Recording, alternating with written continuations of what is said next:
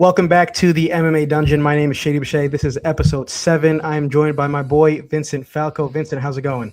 Good, man. How are you, Shady? I'm great. I'm glad to have you with me. Vincent is one of my buddies in the space. It's our first time doing some work together, and hopefully it will not be the last. So we're going to go through. It's been a while since we had this program go on. I had a couple different PFL fighters on the show. I had Brendan Jenkins. That was a lot of fun. He is the gentleman who is opening up the Netflix MVP MMA card.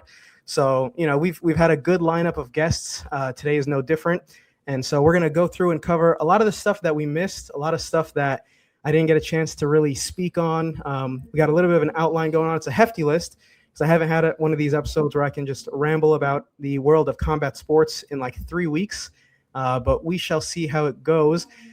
Vincent, real quick, I know you're involved in a couple different things. You have anything? You said you have something exciting coming up with a promotion that you might be doing some commentary for. If you want to just shout that out so folks can look out for it. Yeah, so Apex, it's a amateur kickboxing and Muay Thai promotion in Arizona. I'm going to be doing commentary for the next event on May 16th. So yeah, it's going to be at Bull Shooters in Peoria. So if you want to check it out. That's dope. That's dope. So yeah, I mean, I try all the time to talk about like local and regional stuff. I think it's the backbone of the sport, and I think it's like a really low barrier to entry, like very cheap and easy way to enjoy the sport, without having to wait for like the UFC or the PFL to come to your neighborhood. So I'm glad you shouted that out, and I think it's gonna be great. I can't wait to hear all about it. Let's see. We had a couple different like numbered events, or one numbered event and one coming up that I wanted to cover here. All right, we're going to jump right into this and talk a little bit about UFC 327. I talked a big game about this card. I was kind of hyping up a very specific fighter on this card. I think a lot of people know. And, things didn't really go the way they were expected to. But they also didn't go the way they were expected to for the main event. So let's jump right into this. I want to talk real quick, Vince, and get your take on the Josh Hokett antics. My thing is this, right? Here's my thing on the antics. He was seen around fight week, with the different personalities. I think this was a card where he kind of really showed his character a little bit more than he has had the option to in the past. Obviously, he defeated Curtis Blades in what a lot of people are saying is one of the greatest, I guess, fights of all time, or maybe heavyweight fights of all time. On the antics, though, my thing is this. I am very tolerant, I think, of antics, so long as they are not I think hurting the sport dramatically, right? I think it's one thing for somebody's antics to be very cheesy or corny or cringy or whatever you want to call it. And we're going to talk a little bit more later on in this episode about some other antics and another promotion. But my thing is I'm very tolerant. I think I'm more tolerant than most, even if I'm not a fan of it. I have no interest in speaking to or interviewing any of the characters of Josh Hokett. But I'm fine if that's the approach that he wants to take. It's clearly working. But that's, all this being said, contingent on it not hurting the sport. And what does that mean? In my opinion, racial remarks, things that would be considered maybe not professional, discussing family or religion of your opponent. And I think for the most part, he didn't do a lot of that. But, a lot of people it was very polarizing. A lot of people hated it. And so I'm curious kind of what your take was on the Josh Hokett fight week that he had. That's becoming, I guess at this point, I would say old news, but he's here to stay, and he's here, about to be on the White House card. So what do you think of that all? Yeah, that's a good question. And I think I like the fact that I don't like him. And that's just how I always view these heels. I'm a guy who understands pro wrestling, and I understand the fighters building themselves up, and I just think that they should. I think that the fighters have a lot to learn from the WWE and AEW and how these people promote themselves. And I think that Josh Hokett's shtick is very pro wrestling, and I like the fact that I tuned into that fight because everyone tunes into that fight because of Josh Hokett, not just because of Curtis Blades. Right. Did you watch Curtis Blades? I mean, you did, but did everybody watch Curtis Blades versus Rizvan Kuniev? Was that like a big deal? Right, no. Right. And it's just because Josh Hokett is putting himself out there. Now, I definitely agree with your point about it being detrimental to the sport. And I think that a lot of this stuff does make people, at least on the outside, look at MMA as the circus and, Sean Strickland and this guy or that guy just saying whatever they want. And I definitely don't like being looked at as like a backyard show. But yeah, it's pro wrestling, and whatever you got to do to get paid. Yeah. I mean, I would agree that it brought eyes to his fight. And I think there's a caveat, and this is not so much what you're saying. I think there's a caveat where at a certain point, this goes with what we're saying. At a certain point, there's certain eyes that you don't even want on the sport. And that's where that line, it all coincides with that line that I was talking about, where like, I don't know if that's the audience we want. And it's becoming more and more prevalent of a topic with the upcoming card that we're going to also talk about a little bit, Strickland versus Chimaev, where it's like, are we attracting the right folks? It's one thing to deter existing sports or potential existing fans or potential fans, but it's another thing where we might be attracting the wrong crowd. What I want to turn around and ask you now is, do you think that without his character antics fight week stuff, if he would have ended up the same fight, same win, maybe no middle fingers, right? Because we're going to eliminate the antics. Does that White House situation happen? Does that thing where he gets right on right after the fight, they ask him if he wants to fight on the White House, he says yes, and now he's booked for it? No chance. I think Gable was meant to be on the White House, and that's completely speculation, but why? I mean, no one else in Josh Hogan's situation would get it on the White House card. And then, I mean, that's a testament to why you promote yourself, is he got himself on the White House card.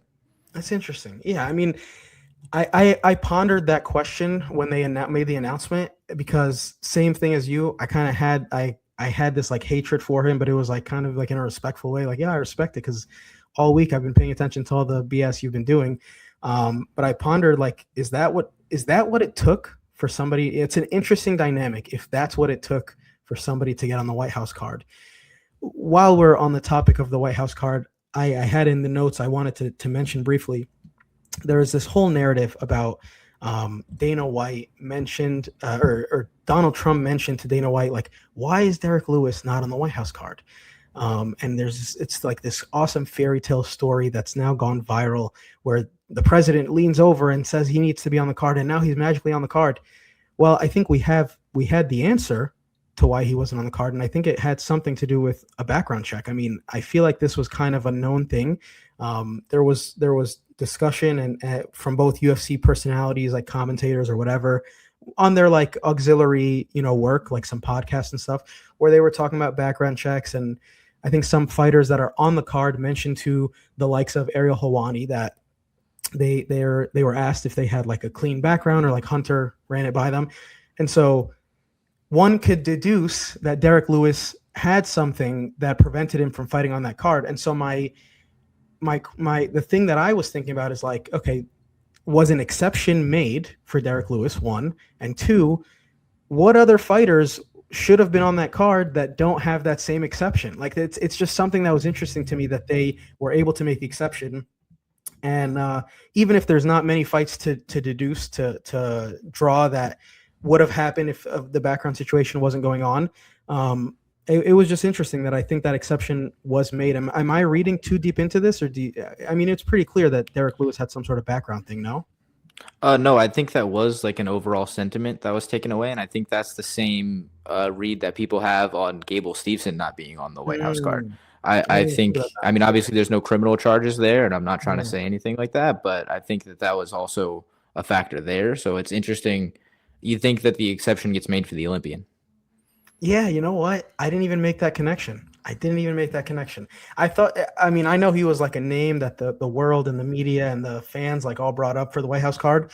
And I mean, there was a brief like moment where I thought like maybe he just isn't a big enough name, but based on the card, and no shade to anybody on there, based on the card, he's a bigger name than some of the folks on there. It's not all the stars, the biggest stars in the UFC. And so he would have fit, but I suppose that doesn't make sense. It was interesting. It was just something that I thought of, because the narrative kept the story that the UFC, Joe Rogan said it on the broadcast, I think, and Dana, I think, has told it in an interview since then, where it's like, and the president looks over and asks me, why is Derek Lewis not fighting on this card? And I was like, wait, because the rules prevented him from being on this card. The rules that the White House or Secret Service or the whoever set these rules.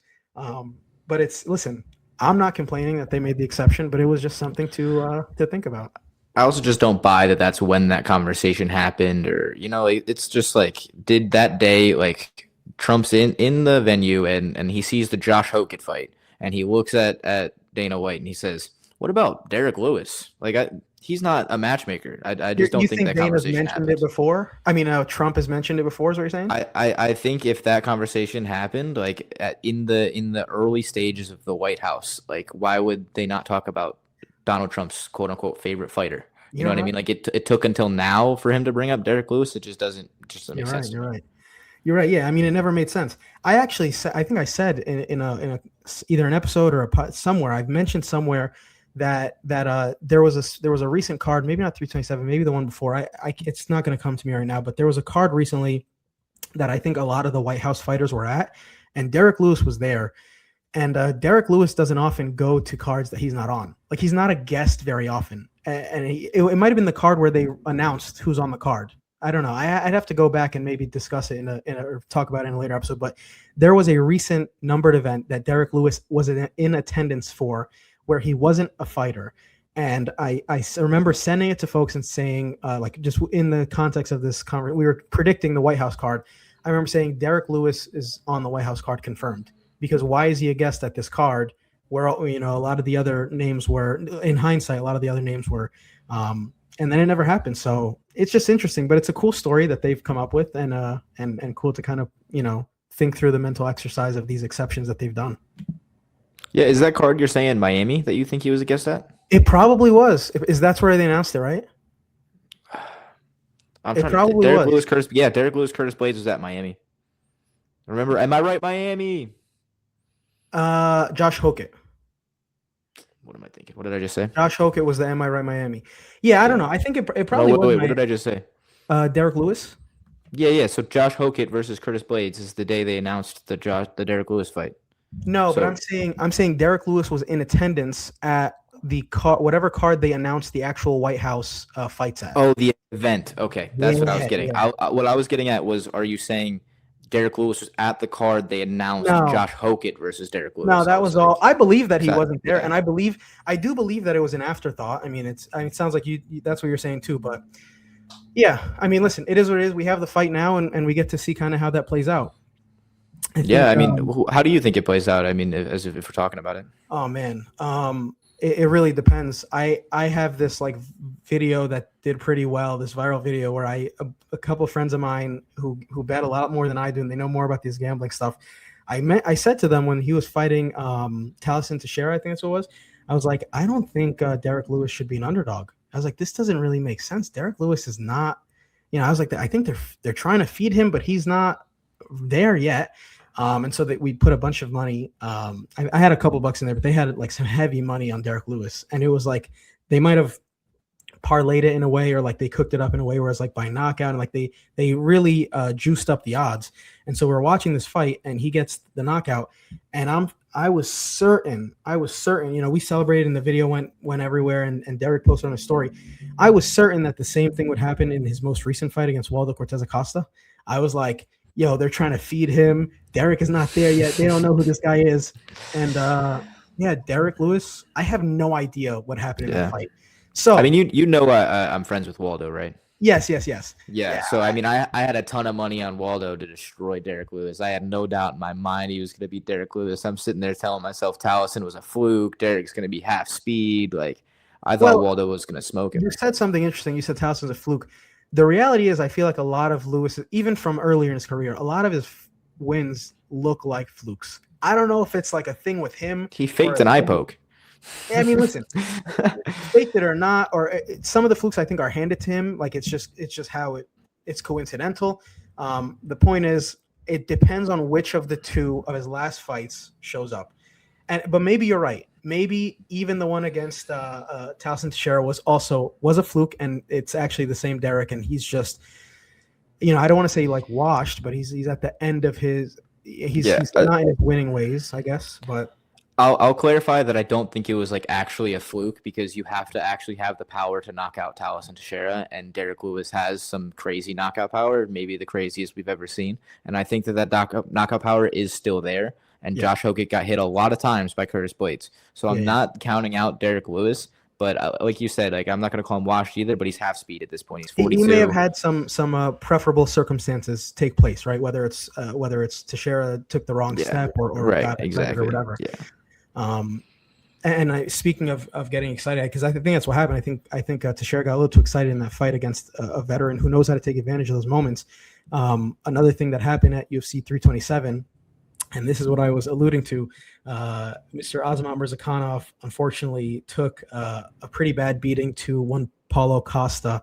Azamat is somebody who I'm friends with a lot of his team. He trains locally here out of K Dojo Warrior Tribe in New Jersey, and so through whatever circumstances, I've become friends with the gym and friends with his coach and friends with some of the folks that help run his camp and training and stuff. I was very hot on him before that, but I think meeting him, I had this like confidence, and I still have it. I mean, none of it is gone. I had this confidence in him that this was going to be his coming out party. He went in undefeated. He was 16-0. I think 13 stoppages. That's the clip that I went out that to this day, I'm still getting comments every once in a while. They were like, bro, you're dumb. Bro, you're more like, I'm getting these comments, which is fine because I've learned to like, you gotta give your opinion and predictions. You can't be afraid of it. And as long as you're not saying anything foolish or absolutely left field, it's totally fine. He's a decent favorite, by the way. Right. Exactly. I wasn't alone, but I really thought that this was going to be the moment that, he was under the radar. In my opinion, he was a little bit under the radar. And I thought that this was going to be a moment where he kind of comes out. I mean, he's co-main event.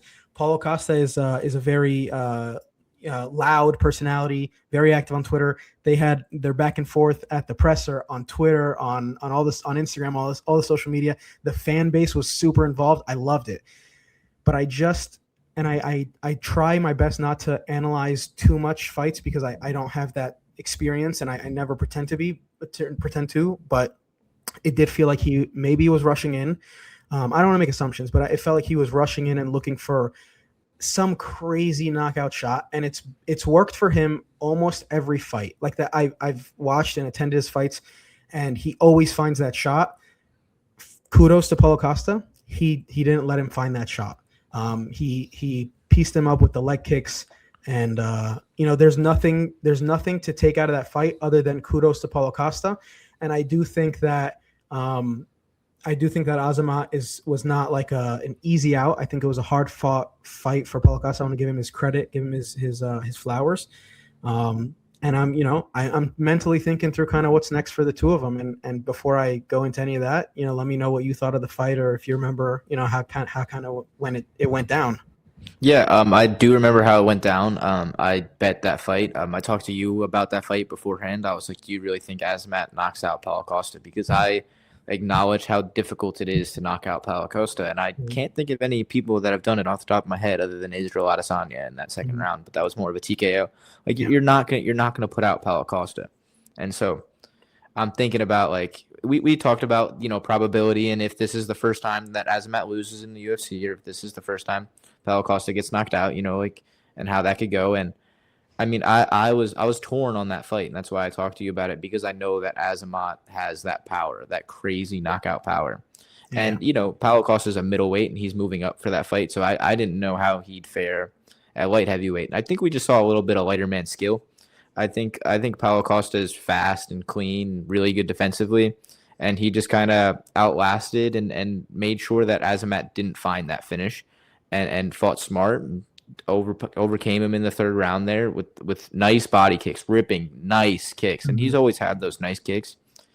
But yeah, I just think you saw on Azamat socials, I knock you out in first round. Right.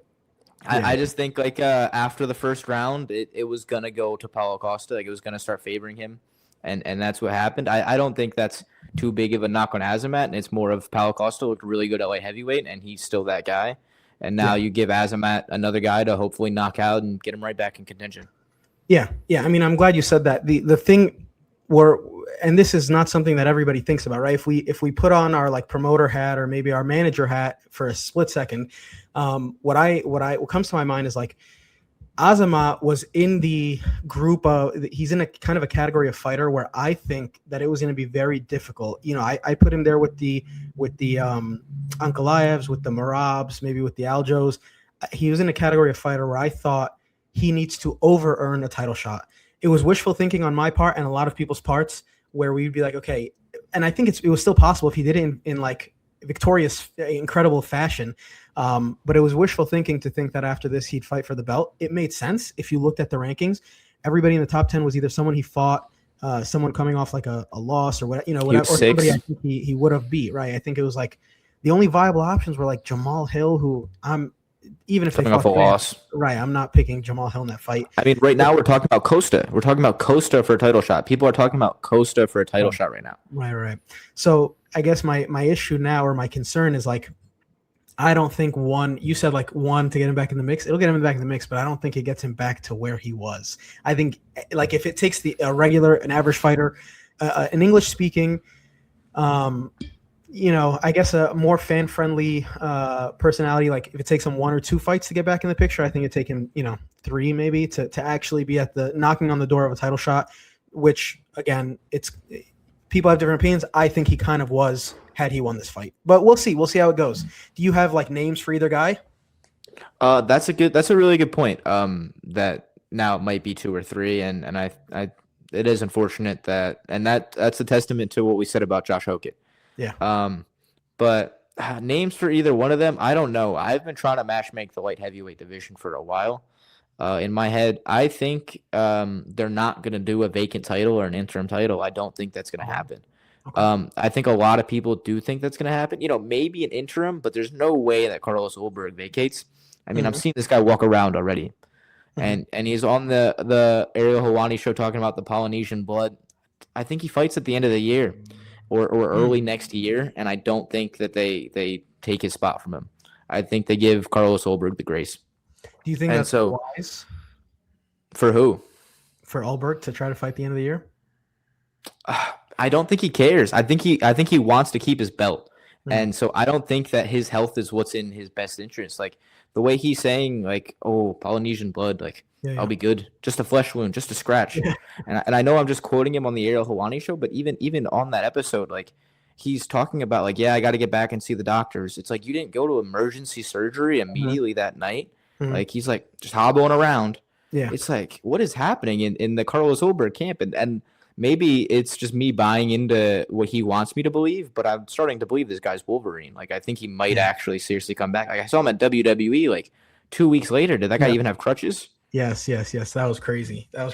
I'll say this. I think I agree with you that he probably will fight. And the reason why I'm not super, super concerned about it is because of the state of the light heavyweight division. His options are not – they're all great. I think there's a lot of fun fighters in the light heavyweight division, but because of recent happenings, the only people that would realistically fight are people that I think are not too threatening. Like, it just doesn't – I'm trying mentally to see who would be against.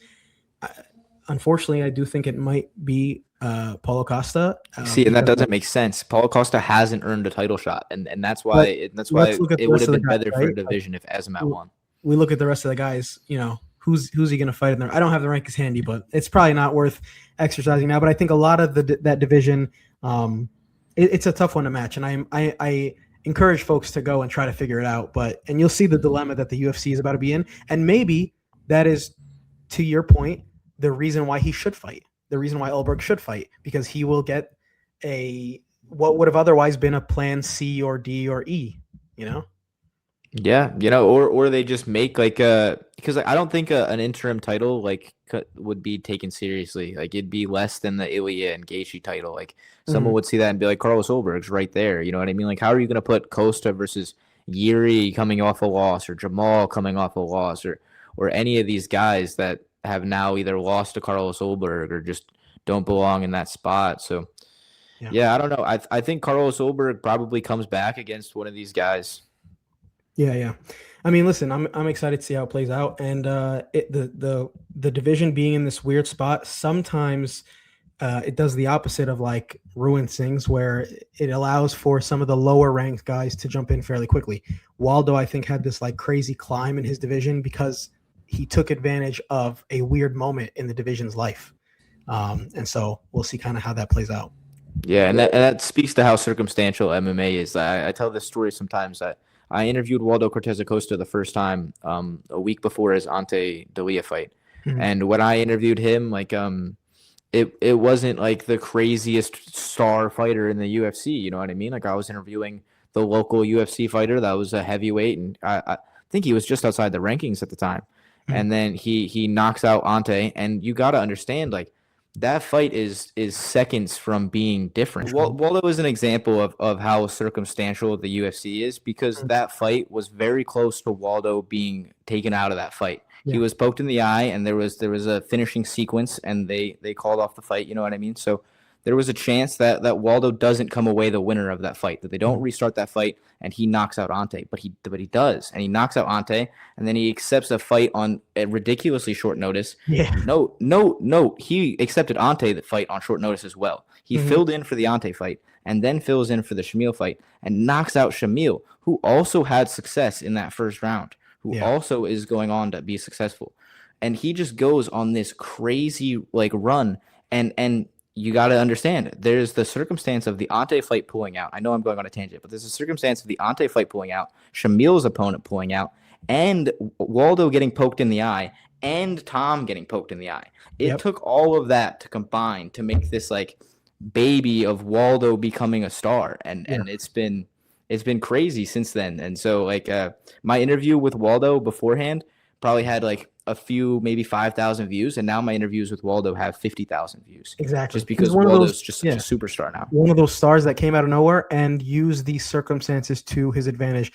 I mean, that division's still in weird circumstances, but he's gotten to a point where I think he could slow down. He used it to make that crazy progress, and now he's gotten to a point where he can kind of slow down, be strategic, and he's right at the finish line. So we'll see who will do that in the light heavyweight world.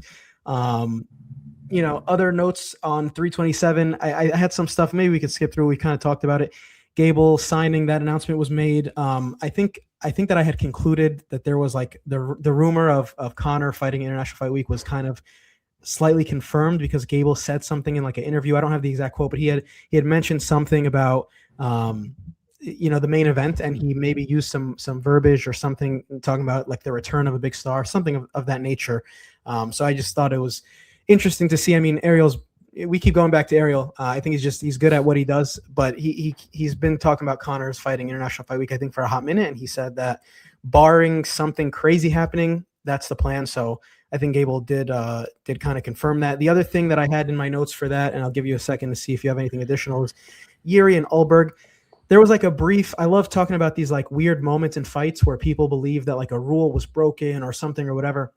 There was a brief moment, I believe, where Ulberg was grabbing a fence, and people were saying that he should have been on the ground, and this and that, a third. Again, the unified rules of MMA, which I've talked about in terms of kicking grounded opponents. There was that kick in the women's fight a few Apex cards ago. There was no rule broken. You can grab the fence unless you are in physical contact with your opponent. So I think that should go out the window, and we should just enjoy the crazy anomaly that was that fight for what it is, which was, whether Yuri showed whatever it is, mercy or no mercy, a man won a title on one leg. A man won a title, pogo sticking on one leg. So I think we should just enjoy that. The fence grab thing was just a fun little tidbit that I saw people going back and forth on. And yeah, I mean, any other thoughts on 327 from your side before we move on? So you brought up two things. So 327, I think, great card.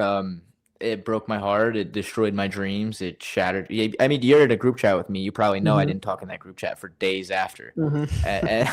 And the next time I resurfaced was when the Philly card was announced, which is going to be International Fight Week. I'm from Pennsylvania. I got a little excited for that one, and I was like, all right, this is something that can make me excited to watch the sport again. And at the time, I did think it was Conor McGregor, as you mentioned, because I'm an Ariel enjoyer. I do watch the Ariel Helwani show. Fight Week? One more time. Is the Philly card International Fight Week? I believe Philly card is 3:30 International Fight Week, isn't it? Oh, I wasn't aware. I don't think so. No. Confirm. I might be mistaken. Fight Week might always be Vegas. It's possible. I thought so too, but I think it's 3:30 is going to be International Fight Week this time. Could be wrong. They don't have it branded as such, but it's very possible. It's very possible. So are we saying it's going to be the Islam fight for International Fight Week? I was under the impression that the Philly card was Islam Ian Gary. That was International Fight Week, and that they were going with Conor McGregor on not International Fight Week, because we're all watching International Fight Week anyways. Yeah, I mean, I think regardless, whether it's Conor or the Islam Gary fight, I think International Fight Week is one of those. It's bigger than the card itself, and so it could be either one, but we shall see. Thoughts on the Yuri Ulberg debacle? Oh, right. Yeah, you did mention that. I don't take anything from the fence grab as much as I'd like to cope against the Yuri loss. All right, just give respect to Carlos Ulberg, guys. I know we want any reason to give an excuse for why Yuri lost, given it. I mean, like the Mercy thing, even like I saw Mercy. I won't say I didn't see Mercy. Like there is like I picked up on it before the commentary did. I had a lot of money on Yuri to win. I've had a lot of money on Yuri to become champion. Yuri's one of my favorite fighters in the UFC. Like I'm not quiet about Yuri. I love the warrior mantra and everything like that. I'm a Buddhist myself. I love him. Like not that he's a Buddhist. I know he practices Bushido and everything, but so I love the kind of like Zen Buddhism kind of like mindset that he has. I'm a really big fan of Yuri Prohaska, and that loss did hurt me pretty bad. Yeah. But I did say beforehand, if Carlos Ulberg knocks out Yuri Prohaska, respect to Carlos Ulberg. Like I'll be a fan of Carlos Ulberg, just like I am of Alex Pereira.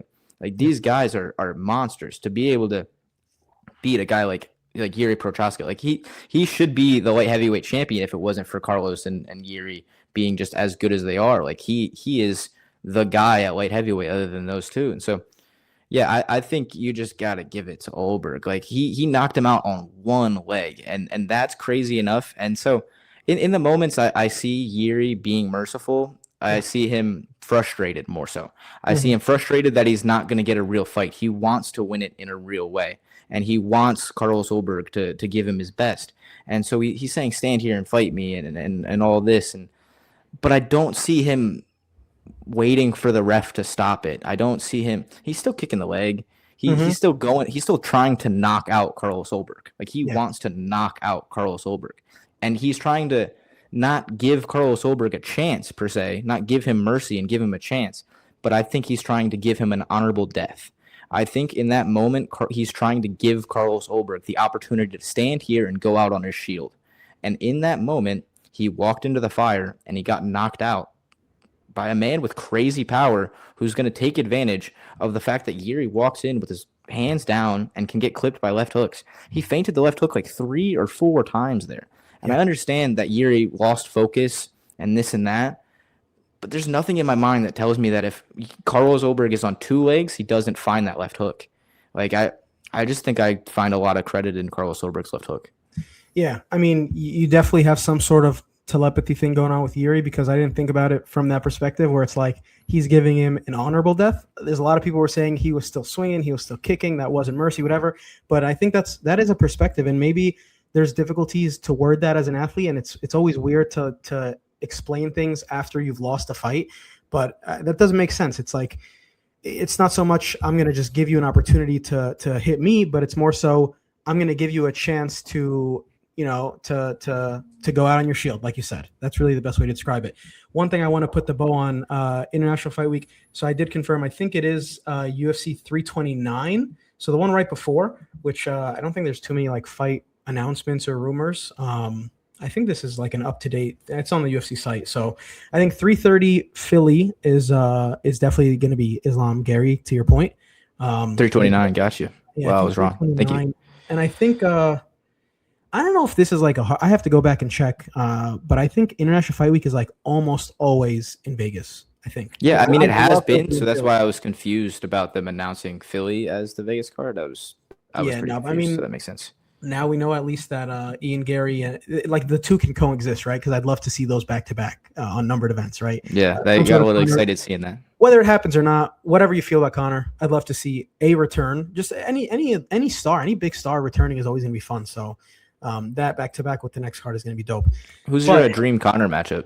Oh, man. I respect the guy. I've become a fan of the impact he's had on the sport, but I've always been a bit of a hater. I've always been a huge fan of Khabib, and I just don't feel like Conor was a great representation of like I don't know. There's something about like very cocky, arrogant fighters. It's the Hokit thing. Like I can respect personalities, but still not like them. It's played out and it's boring, but I want to see him fight Chandler. I think that's what isn't that the sentiment? That's what I want to. I have to see it. I have to see it. I don't want to see him. There was the protest thing was like a real thing apparently. The offer and like that didn't. I don't want to see him against any of these people. I don't even want to see him against Max because I think Max. Maybe I might be wrong. I think Max mollywops him. I think Max wipes the floor with him. There's just something to being as active as Max has been, and his recent losses. I mean, all right, he couldn't go up against the greatest jiu-jitsu, one of the greatest jiu-jitsu fighters in the world on the ground, and then the other one was Ilia Topuria. Like that man is still an alien. So his losses are not real losses. I think Max Connor is unfair. I might be wrong. Yeah, I think you're right, and I think ring rust is a thing. It's not a superstition. Like you need to stay in that cage, and he's been out of it for a while now. And I think the only matchup that I want to see is him. It's got to exist outside the timeline, outside the rankings. This has to be one of those circus show matchups. This can't be him fighting Max. This can't be him fighting Charles. This can't be like Nate made sense. Masvidal made sense. Unfortunately, Perry made sense, but Nate's taken off the list. So, and why would you take Chandler off yourself? I'll never understand taking like the Chandler Connor fight was just so perfect, and I just have no idea who you give Connor other than finishing out the Ultimate Fighter season. That's right, and I get that they couldn't because Chandler's on the White House card. I get that they couldn't put Connor on there. It just makes he is too big of a draw. They need to utilize. He's basically a free sellout of like everything. He's a free everything. He's a free he blows up whatever fiscal quarter they put him in. So I get it that he didn't have to be on that card, but maybe neither did Chandler. Yeah, I was gonna say we didn't have to put Chandler on there. Yep. But it is what it is. I get it. The American flag. Nothing is guaranteed in Chandler. Hey, listen, good for Chandler if they told him, "Yo, do you want to be on the White House card?" Which is that is what it has its own enigma and mystery and platform. Or do you want to wait and we try to make this Connor thing happen? In the event that that's what happened and Chandler was like, put me on the White House card. Good for him. I totally agree, but does the UFC owe Chandler the White House card just for blue balling him about Connor this whole time? I suppose they don't owe it. I suppose they don't owe it to him. But the alternative I think would have been not putting him on there and then the fight with Connor still not happening. And so maybe they did owe it to him. I don't know. It's a hard one when I think about it. Maybe they did owe it to him because I do think he's been steadfast and patient with them. So who knows what happens behind the scenes, but I don't want to see Connor face the wrong opponent that's hot right now because what is the point of that? But we'll see. Yeah, I agree. Yeah, well, that's 327. We went super in depth there, and it's a 3-week-old card. But hey, listen, a lot of cool stuff happened, and it was a fun recap. Fly through these couple ones. There the same day as 327, there was PFL Chicago. I don't have that much to say. I can't imagine there's too much from anybody to say. What I'll say is this: like, it was drowned out. That's kind of an old story at this point. That PFL going up against a big player is drowned out. I've mentioned that. Everybody and their mom has mentioned that. What I will say is this: I have heard. And I think it's been mentioned publicly, but I heard before, and this kind of confirmed it. I've heard that ESPN has a lot more say than the general public thinks on when these broadcasts happen. In the past, I have championed for PFL to take over Fridays. I have always said take over Fridays. Your competition on Fridays is the occasional BKFC and a bunch of regional shows, and you will smoke all of them. I think BKFC fans, you are either a BKFC fan or not. You're never picking between do I want to watch BKFC or UFC? And what I say is like my rationale behind this is like when BKFC does go up against UFC, they take a hit, but they don't take a hit like PFL.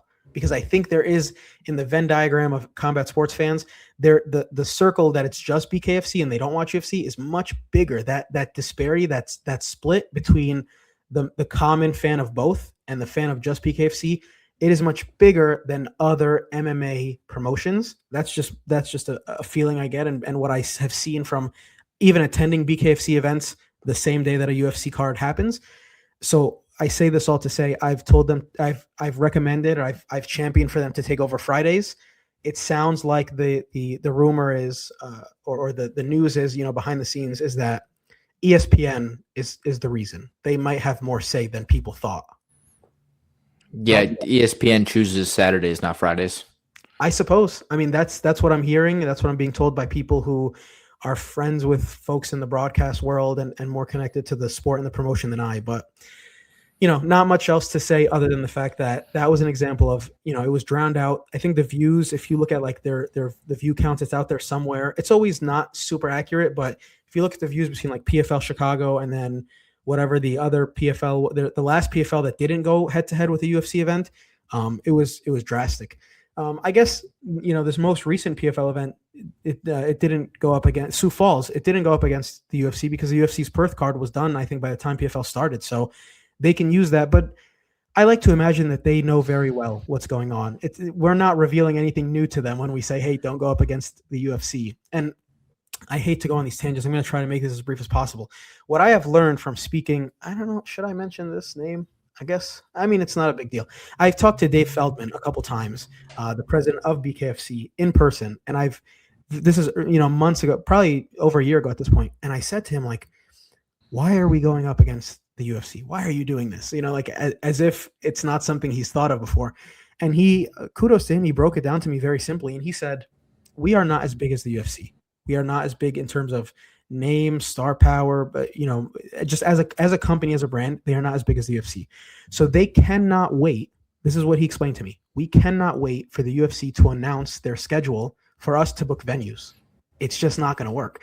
The UFC might have some sort of pull. I think there's been instances where the UFC wanted a venue or an arena or something, and it was booked, and they paid to move that entire event somewhere else. They'll move like college basketball games somewhere else.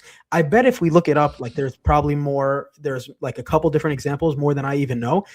But the UFC has moved things on rare occasions where they were short notice to book a venue and it was already booked. For promotions like BKFC and PFL, they don't have the option to do that. Therefore, they cannot wait. They have to be early. They have to be early so that they don't have competition at the venue. There's not a bidding war. They have to grab dates earlier. It's just like booking anything. If you're booking a venue for any party, for any event, for a wedding, the earlier you are, the more accessible it is to you if you're a smaller fish in the pond. And so what Dave explained to me is we cannot wait for the UFC to roll out their schedule. And so we don't have that option. And so unless they stick to never doing Saturdays, which for whatever other reason they need to do some Saturdays, they're rolling the dice on Saturdays. And so the same thing applies, I guess, to PFL. If they cannot take over Fridays, which it sounds like they cannot, I think they also cannot just wait for the UFC to announce their schedule. It's just not in the books for them. They're too small. Yeah, so I mean, what that makes me think is why you would think, or why anyone would think, that ESPN might not want them on Fridays. What's going on Fridays that ESPN doesn't want them to take over on Fridays? Because if we all clearly think that the PFL would succeed on Fridays, like, you're not alone in thinking that. Why doesn't ESPN think that? And like I understand, like, even especially like, I don't know. I don't understand why they wouldn't go to Fridays. I'm not sure what major sport is every Friday that they're competing with, or what time slots are really going on here with ESPN. Yeah. So that doesn't really make sense to me. I've always thought that they should do Fridays. And as you say, with like the regional promotions you've dealt with, like, I mean, I've experienced that where like I'm working like one of these Apex, like kickboxing and Muay Thai promotions, and like I am so excited to go work this amateur event, but I am upset when it conflicts with Chimaev's first title shot. And, you know what I mean? And I'm just like, like, why couldn't we do this on a Friday, or like do this on some Apex card? You know what I mean? And at the end of the day, it's because like the bar isn't waiting. And like, as you said, the bar that we're fighting at isn't waiting for it. And the promotion can't wait for it. And they got to make their schedules, and they've got to make everything work out. And so, yeah, it's just not really an option for a lot of people, but it makes me think Netflix does have that option. Netflix is doing a card on May 16th, and they very strategically, it seems, picked a card to go up against. And I've heard from UFC fighters that the UFC doesn't view that as a competition, that they're not competing with Netflix on that day. And it's showing, because I think Netflix card wins on May 16th. Yeah, I mean, listen, I'm going to watch both, but not everybody is me, and not everybody's as, I always quote Ray Longo, if two turtles are fighting, I'm going to watch it. So, but to your point, there is strategy to be taken. And if it is the broadcast partner that is hurting, I guess, the scheduling, then that's a whole different discussion. It's weird. ESPN has made weird decisions in the past. So maybe there's not much to say else about that, but that is my thought. The only other rumor that I think is interesting to note in regard, while we're on the topic of PFL briefly, there's been a little bit of an uproar as to why they haven't had any championship fights as of recent. Like they haven't been crowning the remaining divisions. I think that like half or maybe less than half of their divisions have a crowned champion now that they've gotten rid of tournament. There's the new era. I keep calling it the new era, but there's this new era with John Martin kind of taking over, and half the company is like gone essentially, but they haven't crowned a new champion. The rumor I've been hearing there is they're waiting for the name change, the highly controversial, highly, it's pretty exciting. I've asked every fighter. I interviewed 3 fighters last week that fought in Sioux Falls, and I asked every single one of them about the name change. Most of them, like, I don't really care. It is what it is. It's, I'm just gonna fight. But there's a few of them who do care. I know Johnny Eblen is excited about the name change. But the point is, it seems like that's the running situation, is that they are waiting for the name change. And I don't know, I'm a belt guy, so I don't know if they're waiting just so the belts say the right thing, or if it's bigger than that, if it's branding and marketing and what to call the event or whatever. But that's just something that I have also heard from fairly reliable sources. Yeah, I think you hit the nail right on the head there.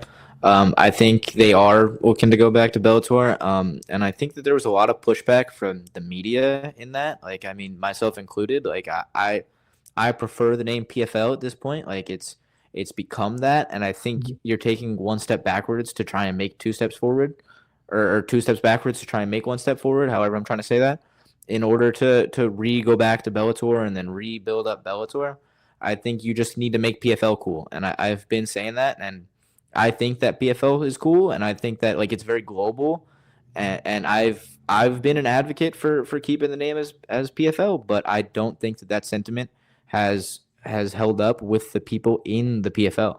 Yeah. Every person that I've talked to and seen talk about it that is an actual PFL fighter, and maybe it's because they were once Bellator fighters and prefer those old relationships, but all of them are like, yeah, like I'd like to go back to Bellator. I think that's good. And they all talk about like the history and the lineage. Excuse me. And a lot of it is they bring up the belts. They talk about the history and the lineage of the belts, and that there was a former champion here, and that there is no real history to PFL other than the tournament. Now, while I'm advocating to build the belts and have inaugural champions and to build these champions and to build a history and lineage of these belts, I think that they do have a point in bringing back like a sense of history and being able to compare this to their old belts and things like that. And yeah, I don't know. I've been racking my brain for a really long time why Dakota doesn't have a belt. And I think you might have the answer. I think that's the one, right? Because her fight just recently got announced, and I think that's the one where people were just like, okay, something's not making sense. Like, seriously, still? Yeah, it is weird. But listen, that is the world of PFL. And if we get to it, we might talk about their Sioux Falls card. We're definitely going into a lot of detail here, but it's a lot of fun. I think there's a lot of excitement in the air within PFL and just the sport in general. And so, it's something that I like to pay attention to. Following that PFL Chicago card, the only other thing that we haven't really missed, or that I had in the notes, was in regards to PFL Fight Night Burns versus Malott, right? Gilbert Burns versus Mike Malott. Only tidbit I had was just that Mike Malott looked a lot more than 5 years separated from Gilbert Burns. Just really like I guess a kudos to him. Sad retirement. I think Gilbert is. There's nothing to be said that hasn't already been said. Beloved by the fighters, beloved by the company, beloved by the fans. But it's just not his time. It's just not his time. So Mike Malott is the guy. I don't know if I feel the same as maybe the promotion is how they're kind of painting him out to be the next, dare I say GSP or whatever. But I've heard some funny comparisons. But he's on his way up. I'll say that. So anything on Fight Night Burns versus Malott? I think Malott's really good. I have a lot of respect for him. I think he's talented. I think he's a little old to be a prospect. So like, maybe he's not a new champion or has the most success like everyone's painting for him. But I do see a lot of talent in Malott. I think he has some good fights in him. I think he's a good contender. As far as Gilbert Burns retiring, massive respect to Gilbert. Always been a big fan of Gilbert. Always a game opponent. very Canadian of the crowd to give him a Mm-hmm. good send off. So Yeah, I love that. I think that was overall a good event, but it's just some of these things are foregone conclusions. Like That's right. watching these 42-year-olds fight these prospects, it's just Yeah. like I mean, not to change that, but I am thrilled about Quill and Sal killed. I'm not any more thrilled than I was Friday. Yeah. I mean, it's part of the game, and they gotta. I don't want to say eliminate, but these things have to happen. It's an unnecessary evil, and every card will have one of those fights. This one just happened to be a main event, and it happened to be Gilbert Burns, who everybody loves. So, I think enough said about that card. Really, WrestleMania 42 happened. I think it was that same weekend, Saturday Sunday combo. I don't know how much of it you've watched, if any. Again, a lot of the narrative has been night one sucked, night two was great. I feel very similar. The takes that I think are worth discussing that maybe aren't covered as much, like the ad situation was a huge talking point. People were making jokes like there was wrestling interrupting my ads. Ariel Helwani called the night one at least soulless, or maybe I think he called just in general, he called the current state of WWE soulless. There was some discussion about like TKO's involvement with creative, the whole Pat McAfee's involvement thing. Carlos Solberg was there. Listen, if TKO has anything to do with that, I love that. I love seeing these UFC fighters there. DC was ringside for Brock's retirement. A lot of things happen. My biggest takeaway, and I think the thing that I think is not being heard, is not being said as much, is I'm going to call it a sport. People don't like that I do, but the sport has changed. Pro wrestling has changed. And if you're not a fan, if you're not somebody who's been watching it for ages, right? I grew up watching pro wrestling with my grandfather religiously. We watched every SmackDown and Raw, probably from the age that I'm able to understand what's going on up until, like high school, when it became, weird to watch pro wrestling. If you are not one of those fans, which somebody like Ariel Helwani is, there is almost no point in comparing the current state of WWE to the old state of WWE, because the current fans are fans of the current product. I'm not saying they're fans of ads. What I'm saying is the takes about it's choreographed, or the stories are soulless, or the involvement of these influencers makes no sense. The involvement of Speed and the involvement of Lil Yachty and all these, and Jelly Roll. This is all what the current fan base is enjoying, because WWE still exists and is thriving. My unpopular opinion here is that if they made it look like it did 10 years ago, they would be advertising to a group of people who no longer watch regularly. If all the people criticizing the WWE for what's going on right now are people like Ariel Helwani, myself, older, even DC, I don't think DC is watching religiously, then they're doing it right, because we are not the target audience. We are watching, ad hoc. We are, the boys in the back. A lot of references to that crew, man, but they all watch very loosely, and they say, I watch the big events, but here's my take, and here's why it sucks, because it's different from this. Well, if you don't watch regularly, then you're not the target audience. If you don't watch regularly, there's no point in them trying to recreate what you used to watch back in the day, right? That's my weird take. Like, whenever I don't like something about pro wrestling, even the UFC in a certain way, whenever I don't like something, I ask myself, why did they do this? And it's because the current fan base, the people filling the seats now and paying for it and buying the merch, the current fan base they're getting on board with this current product. So I am not part of that target audience. That is my point, and that is my little ramble on WrestleMania 42. Go ahead, let me know if you didn't watch any of it at all. No, I think you're 100% right. I think that's a good point. I didn't watch it live, to be honest with you. So the clips. Yeah, I watched the clips of it.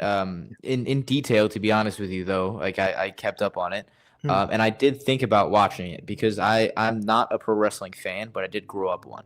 So these people that you're talking about that aren't the audience, that's me. Like That's my point. But I do care, about I care about anything. So like when WrestleMania comes around, I'm like, oh, it's Mania. You know what I mean? Like I want to know what happened, and so I'll know what happens, and I'll be interested. And so I can't complain about the commercials because I didn't watch them. Right. I can't complain about the ads because I didn't watch them. But I can say that I canceled my ESPN Plus membership when the UFC moved to Paramount, and I've regretted it since, because I missed a lot of hockey this year. And Mania is the first thing that made me think, like, should I get ESPN Plus back?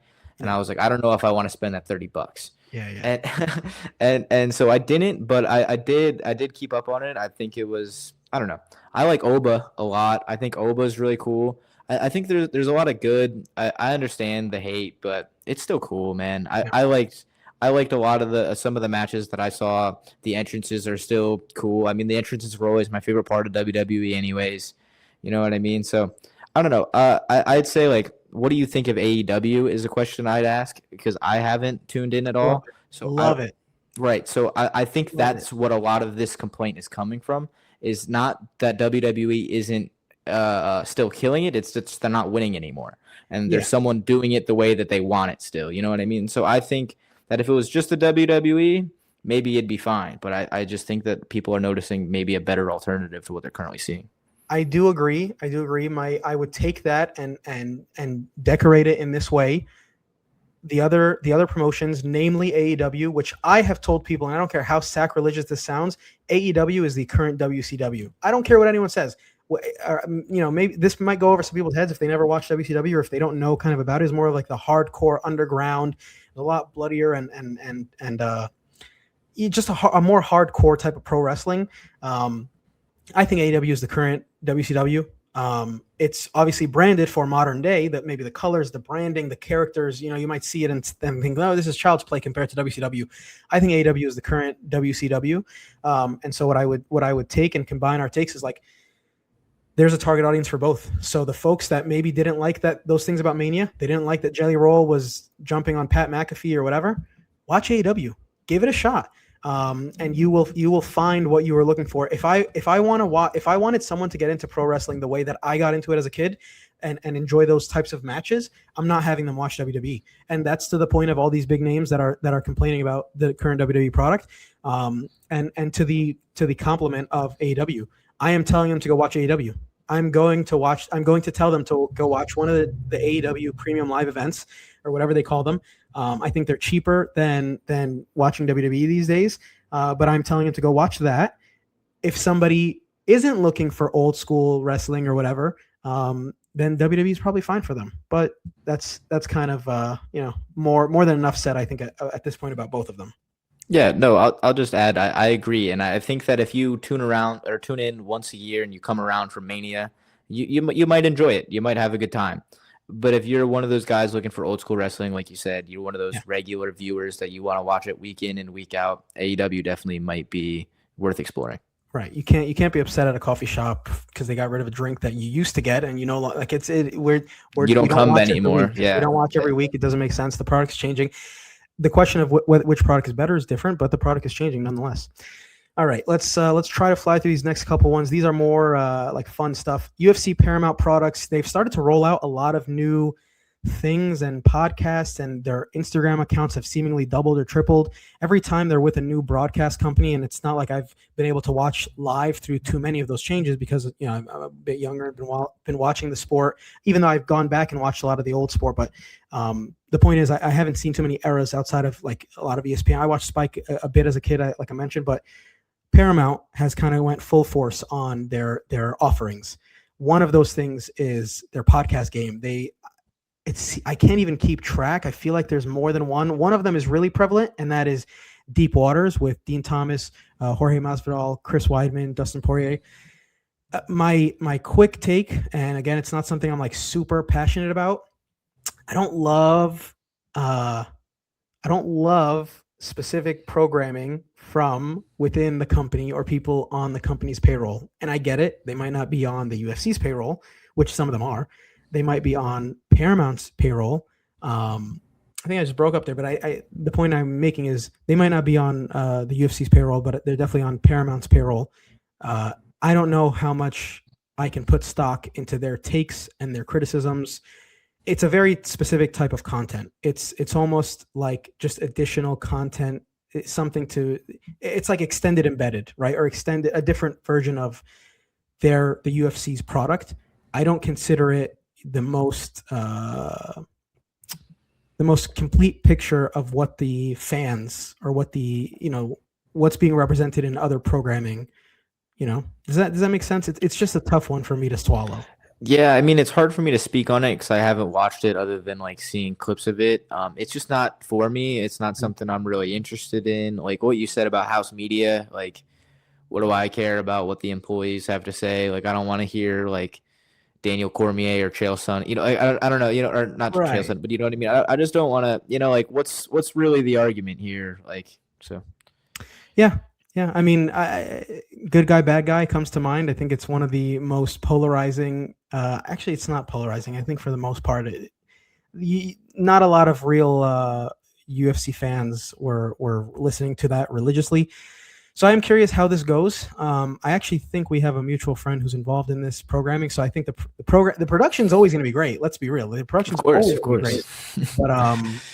But I just don't know the value. I don't know the target audience, too much. It's certainly not me. I am, I am very much paying attention to everything that happens in the sport. So the clips show up and all that good stuff. But it was just something that was interesting. And I think when I put it in the notes, I think they had like just a few videos or clips up, and now it seems like they have a ton. I can't even tell what their cadence is. Like I can't tell what their scheduling is, but it is what it is. It's very cool. Very cool if you're into that type of thing. Let's see. Yeah, next thing I had just okay, let's talk about this. There is a ton of different regional and similar White House alternative events going on. I don't think any of them are competing, but we've seen this pattern of almost like a copycat type of White House thing going on.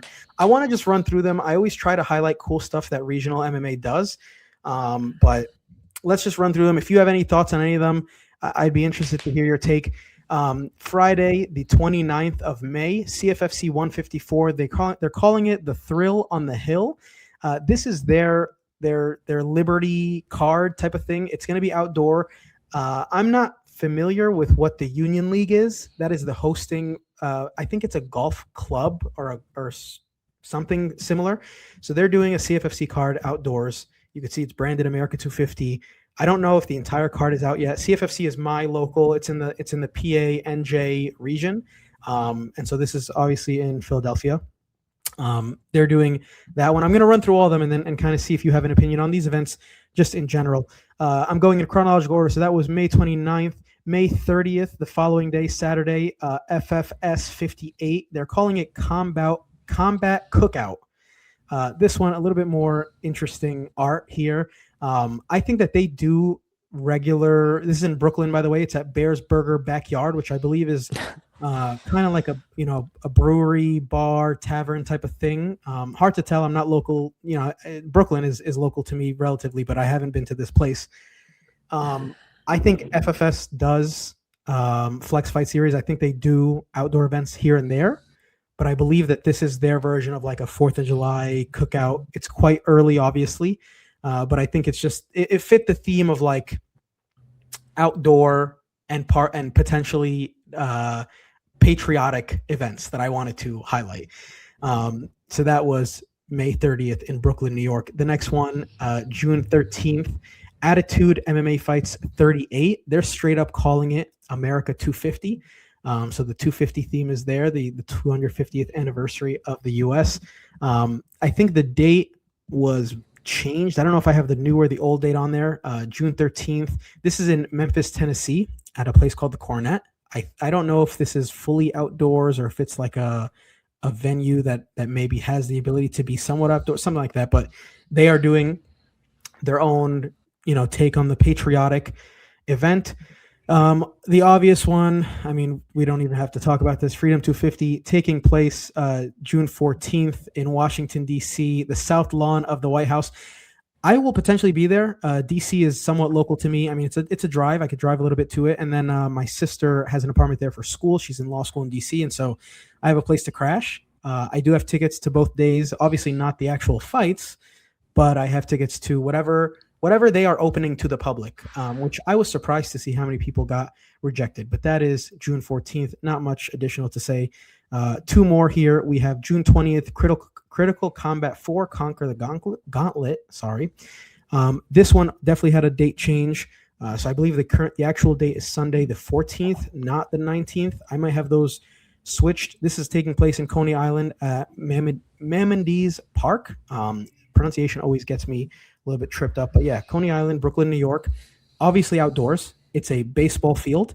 I have highlighted this card in a previous video, and actually had 2 local people to me message me about it because they would like to go. So very interesting. Critical Combat 4. We have some buddies that are involved in this event as well, so that should be pretty exciting. The last one here, and if we're being realistic, maybe I shouldn't have said that, but if we're being realistic, this is probably the second most, that's going to get the second biggest audience. BKFC Liberty Brawl taking place the 3rd of July. So one day off from being a 4th of July event. Pretty cool. Friday, the 3rd of July, BKFC Liberty Brawl, Xfinity Mobile Arena in Philadelphia, Pennsylvania. I was at the last time they stopped at Xfinity Mobile Arena. I think they do great shows there. They probably get treated very well because BKFC is very much a Philadelphia kind of brand. Not too much of their card released either, but yeah, there we are. 1, 2, 3, 4, 5, 6 White House, or 5 White House alternative cards that are being put on by promotions. If you are near any of these, I highly recommend giving them a try, giving regional MMA a shot, especially when they do this cool, auxiliary stuff. I know there's some promotions that do shows in Times Square and malls talking about VFL, but yeah, it's a couple cards I wanted to just highlight. Any takes on any of them? I can't imagine. I think a lot of them are far from you. So any opinions there? Yeah, I'll start with the one that's that's more relevant to me. I think that you saved the best for last. BKFC is looking fantastic. I think it's the truest 4th of July event. I think it's the truest America 250 event. I think it's the truest of these patriotic events. I think it's close to July 4th. I think it's in Philly. I think it's at Xfinity. I've talked about it. I'm from Pennsylvania. I've got love. I've got love for that place, and I think that's going to be banging. I think that's a perfect event for BKFC. I think it's going to be one of their better events. I'm excited to tune into that. And I haven't been excited to tune into a BKFC event this in advance. You know what I mean? Like, I'm looking forward to one of their events rather than finding out it's on and being like, I'll watch that. You know what I mean? So I'm excited for that one. And I think that one has a really good graphic, and I'm excited for that one. My favorite thing about that one is that it's on a Friday. So I think BKFC wins on Fridays. That's my point. Is like, you pick the day strategically. Obviously, the UFC's 4th of July or patriotic card, the White House card, is on a Sunday. But generally speaking, if you are a promotion that does not have those 3 letters in your name, if you pick your day strategically, it is a huge, this is obvious, right? I'm preaching to the choir here. It's a huge benefit to you. Yeah, I think they nailed the date and the location on that. Yeah, for sure. All right, we're going to jump over this. Not too much to say about UFC Fight Night, Sterling versus Lal. Aljo went from being champ to fighting at the Apex. I don't have too much to say. It was a cool card, but I don't know how many people watched it, how many casual fans were watching such a card. But the other one was Gamebred MMA. That was a little bit more recent. I had in my notes that to compare it to WCW, and I know I just did that with AEW, but that's in the pro wrestling world. If we're talking about just vibes in general, I think Gamebred is very promising. I think it has the ability to garner a very hardcore fandom that maybe BKFC, like that overlap that I was talking about, where like I don't think there's a massive overlap between the hardcore BKFC fan and the UFC right now. I think that overlap, like Gamebred can, I don't want to say poach, but they can utilize a lot of the UFC fans because it's MMA, right? It's way closer in nature. It's just gloveless, and I think they've been doing great with their matchmaking and their booking. Brendan Jenkins, who was on last week, who is fighting on the Netflix MMA card. I think if he wasn't fighting for that card, he would have been on this card, on the Gamebred MMA card. But their booking has been great. Maybe some questionable replacements or some last minute, there's always going to be these growing pains. There's always going to be like a little bit of a, it seems not so polished type of stuff. Masvidal on the mic at certain points during the card was interesting. The production has some lighting and stuff to iron out, but I'm very excited for Gamebred. I'm glad they're back. This is kind of their second resurrection, if you will. Thoughts on Gamebred? Anything to say there? It's a resurgence, making a good comeback. And I think if you play your cards right, I think you have a lot of good points there that they could find themselves some success. I think they're doing really good with keeping it MMA, and I think that keeps it interesting to us as a sport that we understand. I think that Karate Combat has been very interesting as an alternative that we can like watch that. I know that you have some things that you want to mention about the recent Mhm. Karate Combat events.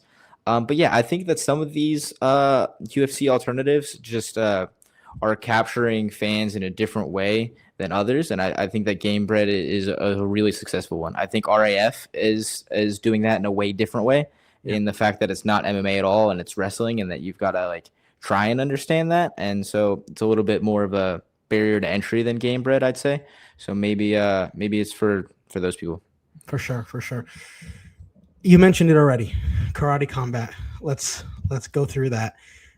They've been having a weird last, I don't even know, year or so. There's a lot of interesting stuff going on. I think the thing that I can contribute that is not out there already is that they were running basically a scam website essentially.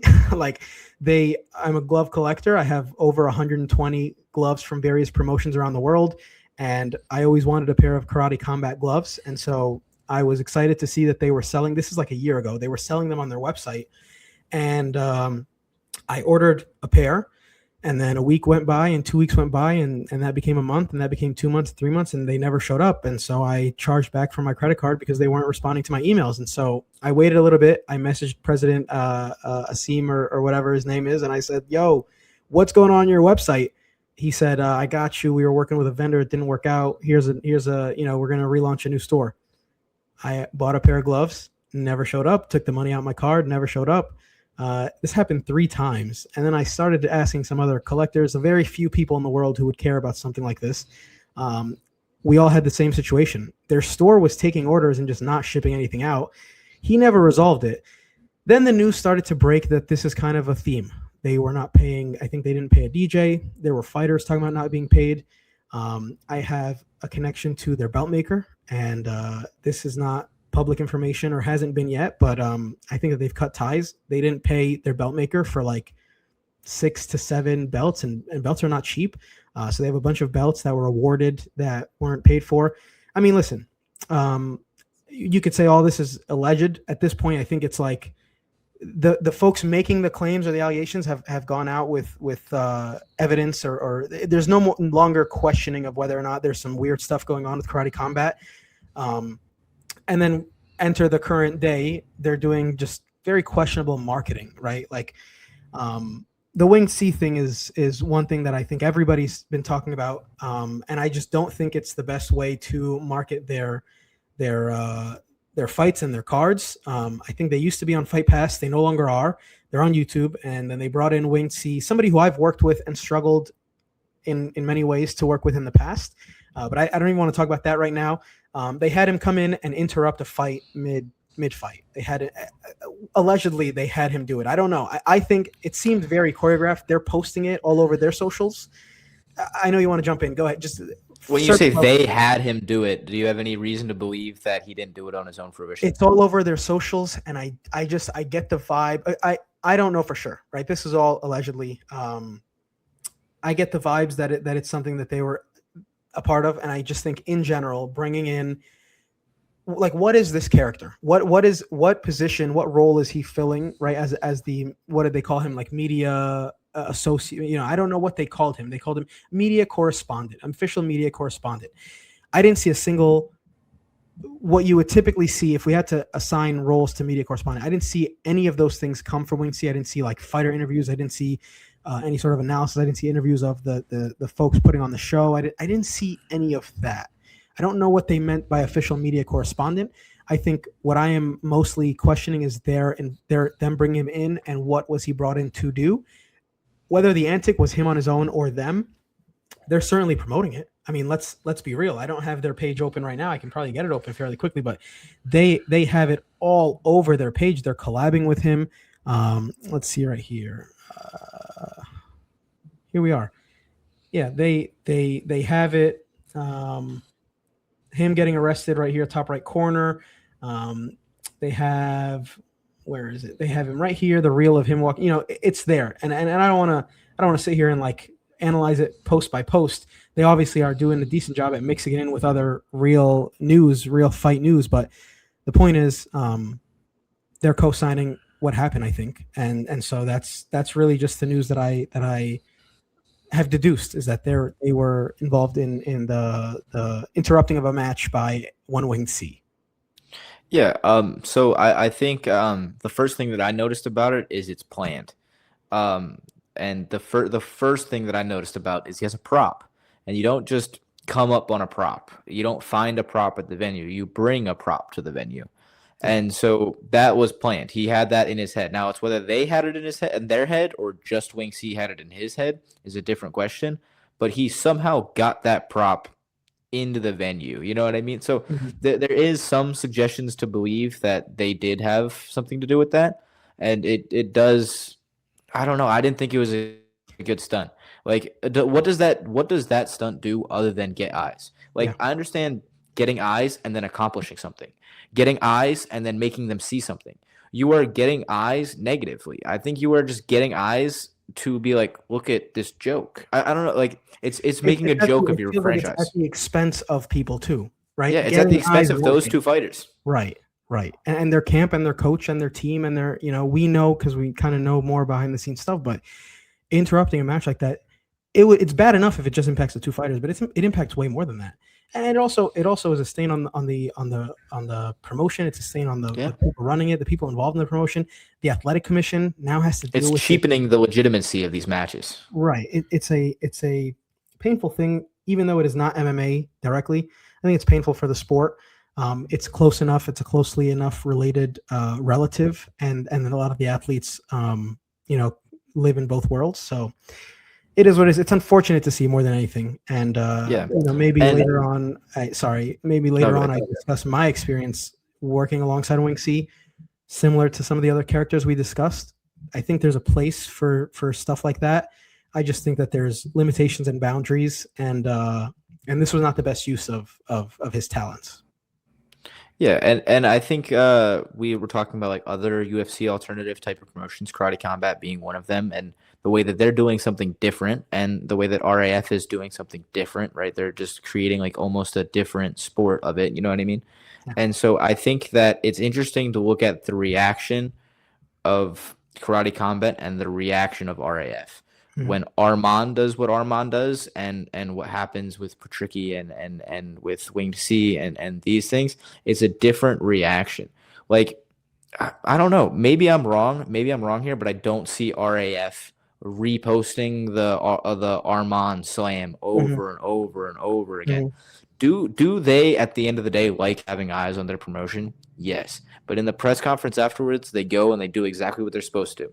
And they say, I'm immediately worried for his opponent's health, and he shouldn't do that. And that's not okay.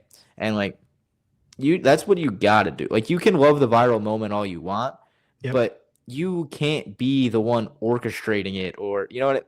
So that's just kind of my read on it. Yeah, no, I couldn't agree more. It's one thing for things to happen, but another thing for you to be involved and oddly capitalizing on it. But yeah, it is what it is. That's Karate Combat. I think there's a whole, I don't know what's to come for Karate Combat, but I just think that that's a whole world that can be, there's a lot to be said about what's going on with them. And I will leave that to maybe some better investigators than I to figure out what went wrong and what is going on. But yeah, Karate Combat. All right. Got a couple more things. UFC Perth. That was a rough one. I want to talk just surface level, maybe main card mostly. It was a rough one for me to watch as somebody who really thought that JDM was going to have a moment to, remind his hometown, remind everybody kind of that he has not lost to anybody since starting, the first two losses he took in his pro career. And I think that was like over 10 years ago or something like that.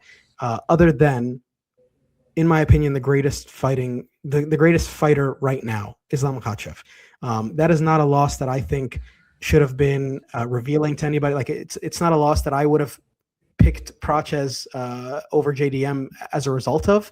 I felt that it certainly wasn't a fluke. I mean, it was dominant, but I think that losing to Islam Makhachev doesn't reveal as much as losing to other folks.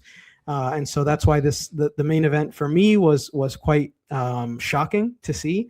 It was rough. It was I guess I try not to be, I try to keep it right down the middle as much as possible, but I'm not going to pretend like I wasn't a fan of JDM. Just I think his personality and his integrity and his humility, and obviously he's an incredible athlete. It was crazy to see. I didn't predict that one. What are your thoughts? Yeah, I mean, I'm a JDM fan as well. I'm a Carlos Prates fan too, so it's not like I could really pick a dog in that of guys I like. When you see the walkouts, you just fall in love with both fighters. When you see Carlos walking out to purple Lamborghini, you're all in on Carlos. And then you see JDM walking out, and it's like JDM's back. You know what I Yeah, mean? yeah, And just in that moment, it really gave the 50-50 fight feeling that they wanted us to have with the even betting lines and everything. Like, that was a 50-50 fight, and I agree that the Islam fight doesn't tell you a lick of info. Like, you can't watch that fight and then use that fight as film study or tape for this fight. that's right. Because that same thing probably happens to Carlos Prates. Styles make fights. Like, I mean, maybe I don't want to write Carlos Prates' future, but if JDM's taking you down, I'm not going to be surprised if that same thing happens with Islam. And so I just think Islam lives outside of this striker versus striker matchup and was going to dominate. And then you get JDM back in a boxing match against a Muay Thai fighter, you know what I mean? So, or a kickboxing, it's going to be a stand-up fight for the most part. JDM, I think JDM could have come with a better game plan if he forced the wrestling earlier and more often. I think that was more of a backup plan for him. I think it was like, I'm going to go box with Carlos, and if I need to, I'm going to wrestle. And I think you needed to come with I'm going to box to get to my wrestling game plan, or else you take too much damage first, and those knees are now forcing you to shoot. And it's just that's not how you're going to have any success. So I don't write off Jack. I think Jack is still amazing. I just think he ran into probably the highest level striker in the division in a striking match. And so I think that Jack will still have a lot of advantages striking against a lot of other people, but Carlos is just on another level and striking wise, and that was just what a performance. Yeah, yeah. Any just let's keep it in the main card real quick. Any input on the whole Marwan Rahiki? He was scheduled to fight Jack Jenkins, and that didn't take place.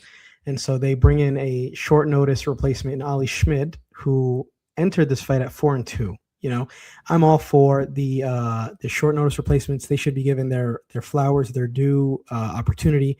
But Marwan Rahiki, I believe this is his first fight under the UFC banner. Not Contender Series. I don't know if he had one. He might have had one before this. Hardwick, right? Yeah. So, second fight in the promotion, and you're on the main card. That's dope. But then your opponent, who's another UFC fighter, falls out, and we replace him with a 4-2. It's not so much about them giving Ali Schmid the opportunity.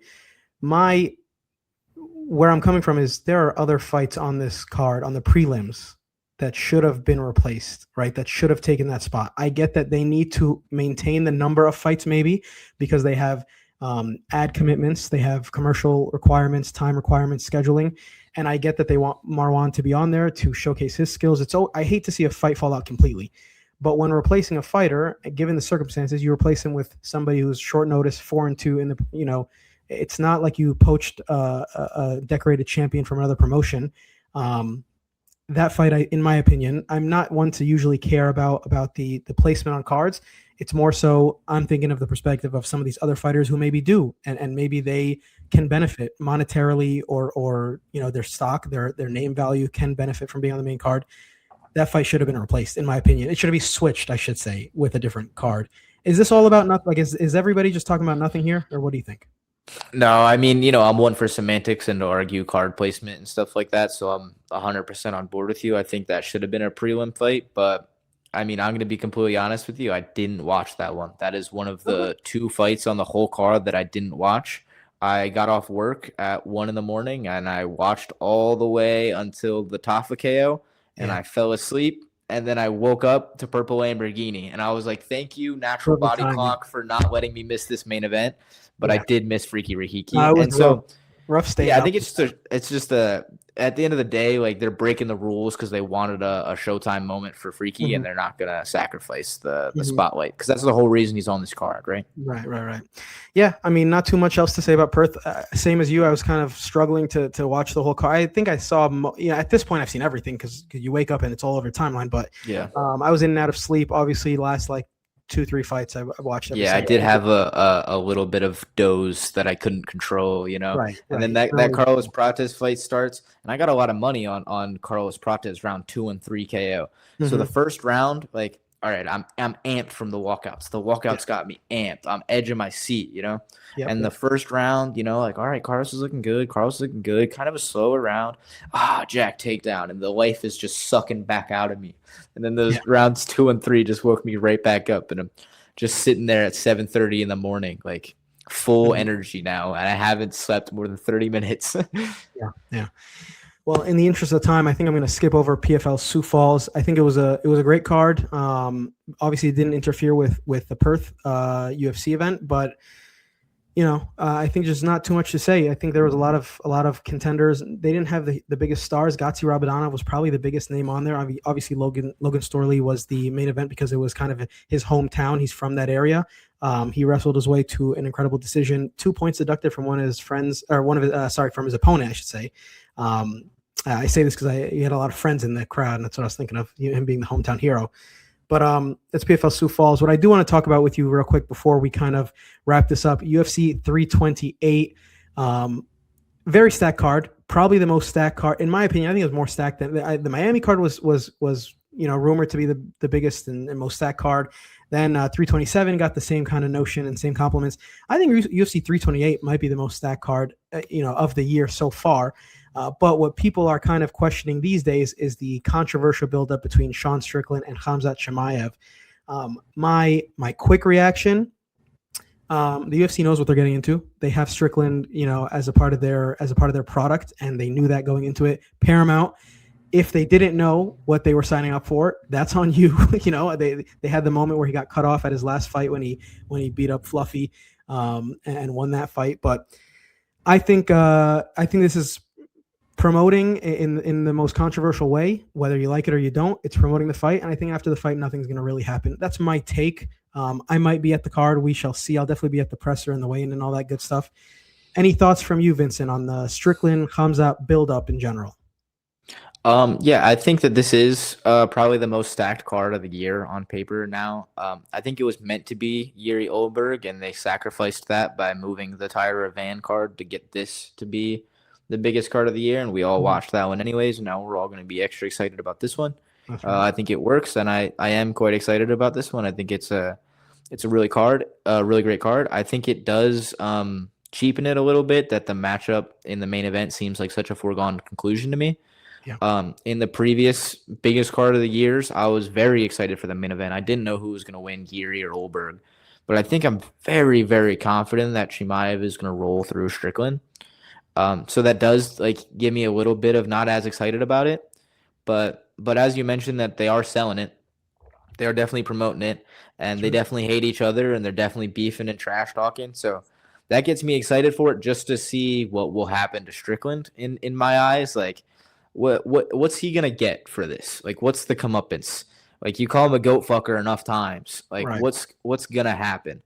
And I think, we keep talking about Ariel Helwani, but I do think it's a little over traumatized that the fight's going to get canceled. But, Chimaev is a wild man, and it is not out of the question that Chimaev could do some Arman Sarukian headbutt and, something. So, I wouldn't be too surprised if something crazy happened. But, I think not to say Strickland's all talk, but I don't think Strickland's going to be the one to get this fight called off. You know what I mean? Strickland's a professional. He's been here. It's not going to get called off. Listen, if something crazy happens, I'll stitch this and show that I'm a fool, but it's not getting called off, and that card's going to be great. I think, hopefully, looking forward to it. But hey, that is everything. That was a long one. We caught up on a lot of weeks, a lot of cards, a lot of news and notes. Vincent Falco, I appreciate you joining me today. Hopefully the first of many. Let people know where they can find you. I have you on Instagram. I have you pretty much everywhere you are. Shout those out, and then we will sign off. Yeah, absolutely. Well, thank you so much for the time, Shady. Thank you for having me. I hope it's not the last time either. I love talking to you. You're a great guy, Definitely, and man. Absolutely. yeah. For my socials and everything like that, it's just real Vin Falco, RealVinFalco. Very cool. Very cool. Fight coverage, fighter interviews. I know you're tapped in with RAF. You got the commentary coming up. So a lot of cool stuff. Go ahead and check my boy out. And, I never do this. Please hit the like, the sub, all that good stuff. And we shall see you guys in episode 8. God bless. Peace. Thank you.